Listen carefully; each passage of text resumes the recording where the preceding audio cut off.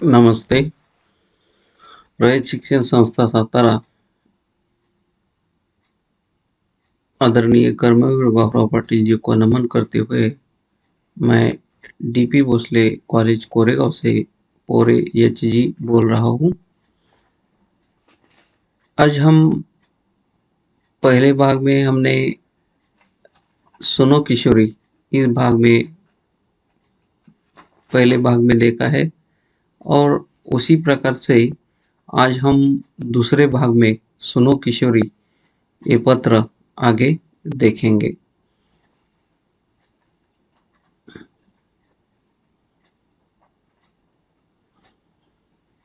चलो देखते हैं। हिंदी योग भारती कक्षा 12वीं विषय हिंदी सुनो किशोरी आशा रानी होरा घटक सुनो किशोरी पत्र।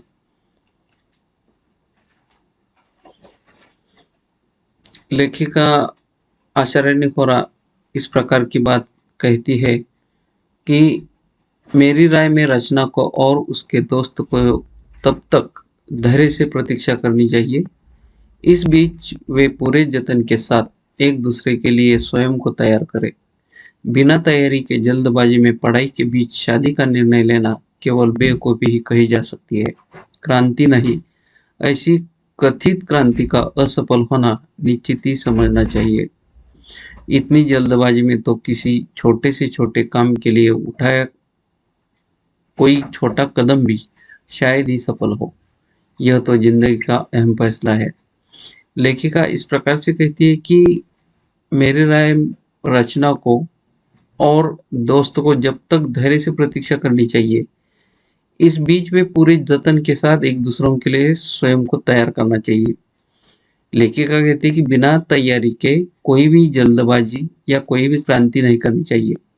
पढ़ाई के बीच शादी का निर्णय लेना तो केवल बेवकूफी है, क्योंकि वह क्रांति नहीं है।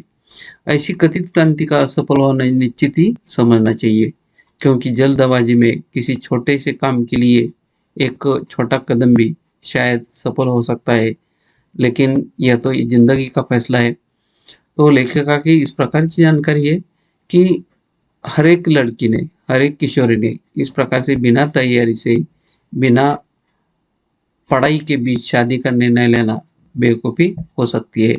और उसी प्रकार से यह तो जिंदगी का अहम फैसला रहता है और किशोरियों ने इस प्रकार का अहम फैसला लेना, इसके लिए हमारे सहेली का या दोस्त का क्या करना चाहिए, विचार करना चाहिए, उसका विचार लेना चाहिए, उसकी मदद लेनी चाहिए।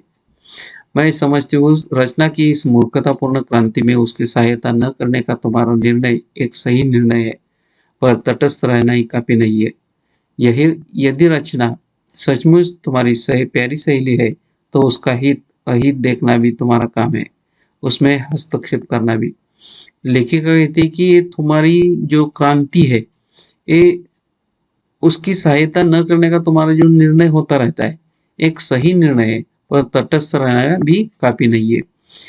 और ये रचना तुम्हारी प्यारी सहेली का हित क्या है, अहित क्या है, तुम्हें देखना है और तुम्हारा काम है उससे उसमें हस्तक्षेप करना भी जरूरी है। क्योंकि अगर सहायता नहीं की तो क्या हो सकता है, वह सहेली फंस जाती रहती है। पर रचना को इसके लिए दोष देने व उसकी भर्त्सना करने से भी बात नहीं बनेगी, बिगड़ जरूर सकती है। हो सकता है कथित प्यार के जुनून में उसका उल्टा असर हो और वह तुम्हारी बात का बुरा मानकर उस तुमसे कन्नी काटने लगे। इसलिए संभल कर बात करनी होगी और सूझबूझ से बात संभलनी होगी। लेखिका कहती है कि रचना को इसके लिए दोष देने की आवश्यकता नहीं है या उसकी भर्त्सना यानी कि बात टालना है ना, इससे बात बिगड़ जाएगी, ये जरूरी नहीं हो सकता। कथित प्यार के जुनून में इसका असर उल्टा पड़ सकता है और तुम्हारी जो बात है ये बात अलग हो सकती है और रास्ता कट सकता है। कन्नी काटना, रास्ता अलग होना। इसलिए संभल कर बात करनी होगी और सूझबूझ से बात संभलनी होगी। इसलिए लेखिका कहती है कि अगर दोस्त के साथ कोई रिश्ता बनाना है तो सहेली ने उसके लिए, अपनी सहेली के लिए क्या करना चाहिए? सुझाव देना चाहिए। और उसी प्रकार से एक कथित प्यार के जुनून में इसका उल्टा असर हो सकता है।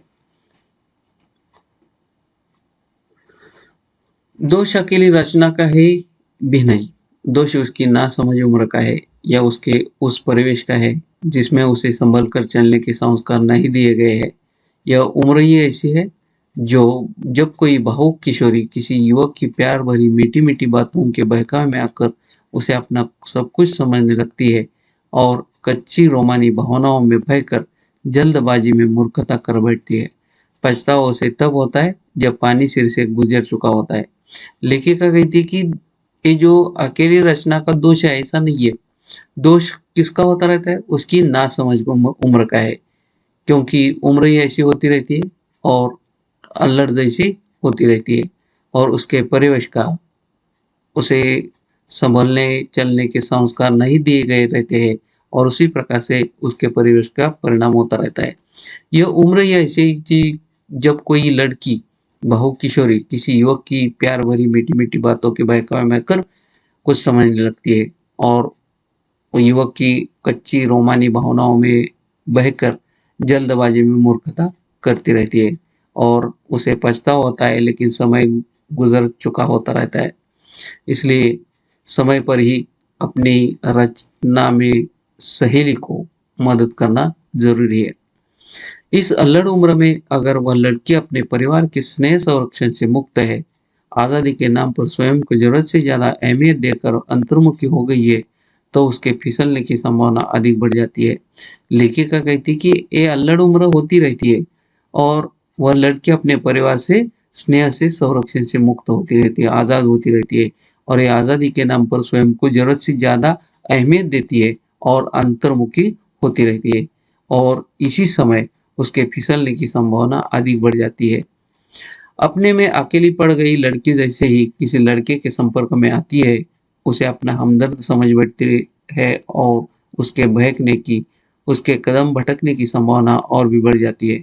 लेखिका कहती है कि इस प्रकार से यहाँ अहमियत से ज़्यादा महत्व देने के कारण उसके पैर फिसलने की संभावना होती रहती है और अपने में अकेले पड़ने वाली लड़की दुविधा में पड़ जाती है और किसी कारणवश लड़के के संपर्क में आती रहती है और उस लड़के को अपना हमदर्द समझती बैठती रहती है और उसके बहकने की और उसकी ओर, युवक की ओर उसके कदम भटकने की संभावना और भी बढ़ने लगती है। लगता है अपने परिवार से कटी रचना के साथ ऐसा ही है। यदि सचमुच ऐसा है तो तुम्हें और भी सावधानी से काम लेना होगा, अन्यथा उसे समझाना मुश्किल होगा, उल्टे तुम्हारी दोस्ती में दरार आ सकती है। यानी कि हमारा एक कर्तव्य होता रहता है सहेली का कि उस युवक के कदम से उसकी भटकने की संभावना ज़्यादा रहती है।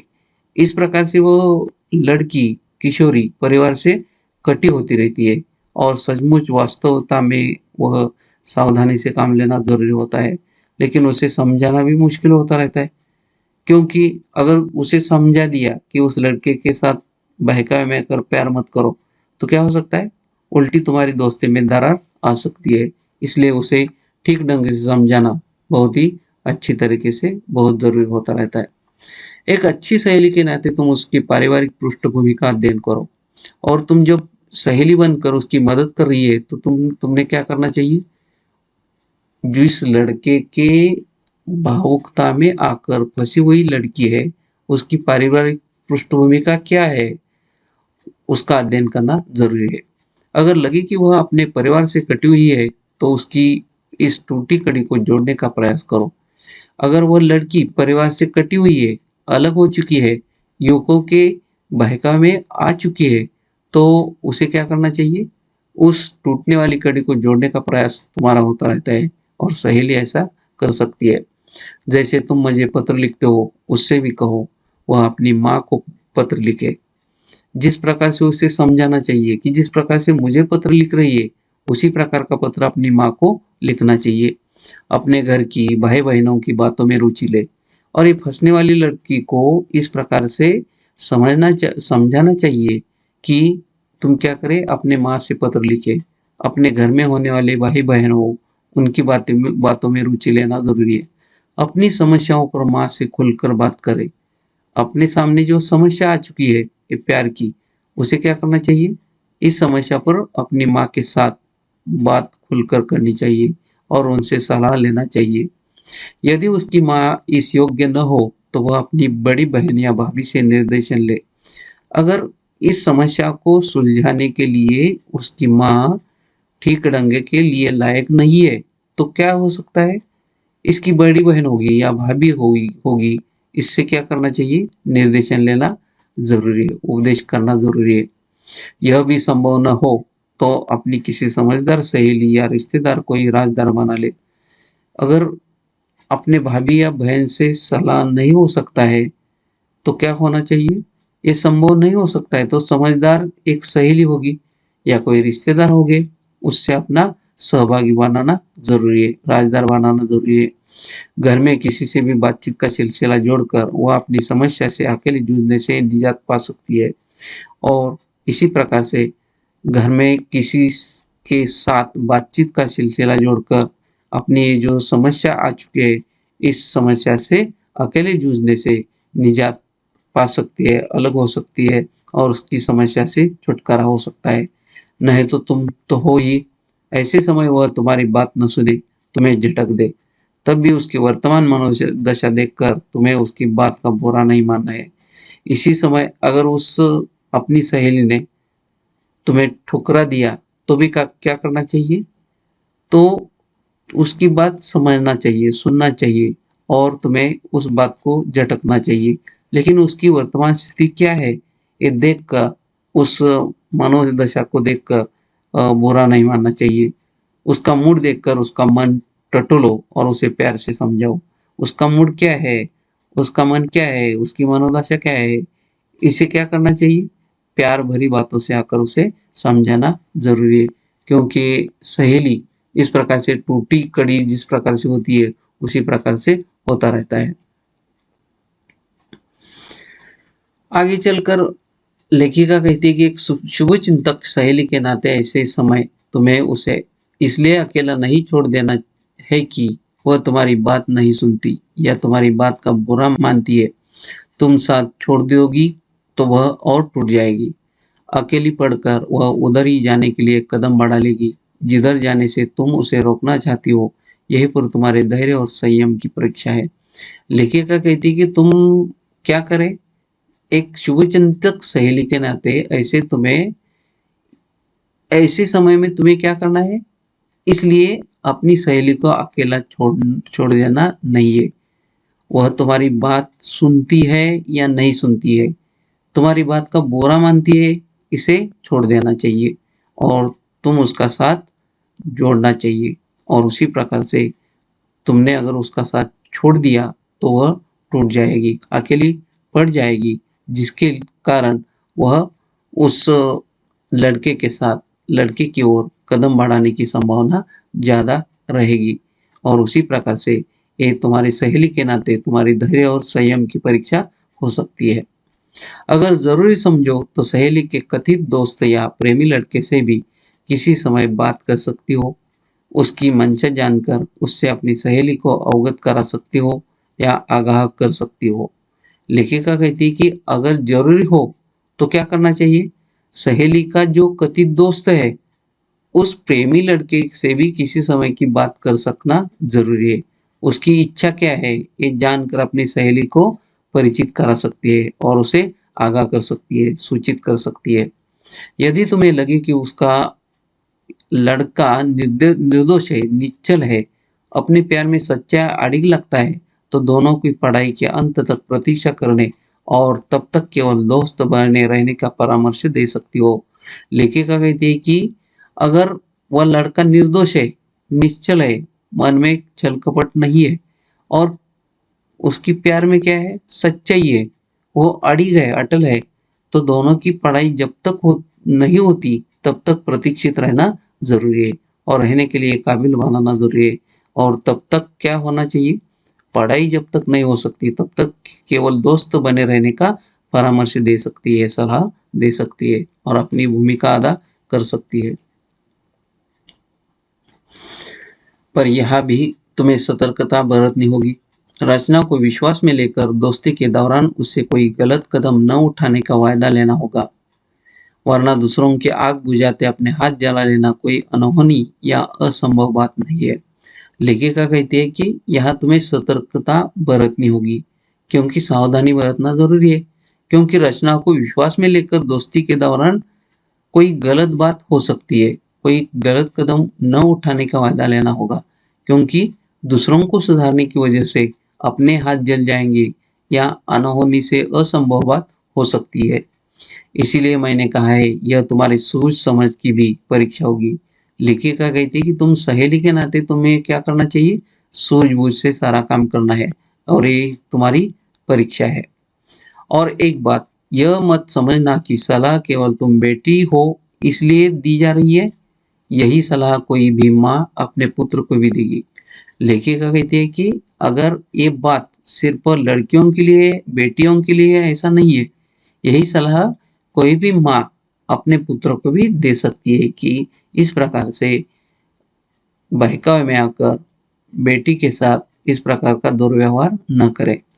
ये बातें बेटा बेटी के लिए समान रूप से लागू होती है। लेकिन कहती है कि ये बात सिर्फ किशोरियों के लिए है ऐसा नहीं है, बेटा बेटी के लिए भी हो सकता है, किशोर युवकों के लिए भी ये बात हो सकती है और समान रूप से होना जरूरी है।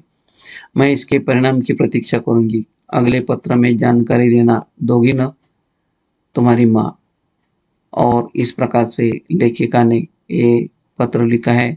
और सुनो किशोरी, यानी कि किशोरियों को सलाह दिया है, जो आजकल की युवा पीढ़ी क्या कर रही है, पाश्चात्य संस्कृति का अंधानुकरण कर रही है और उसी प्रकार से पाश्चात्यों का अंधानुकरण करने की वजह से अपनी भारतीय संस्कृति को किस प्रकार से भुला रही है, इसके बारे में जानकारी देने का प्रयास सुनो किशोरी इस पत्र में यह आशा रानी होरा जी ने व्यक्त किया है।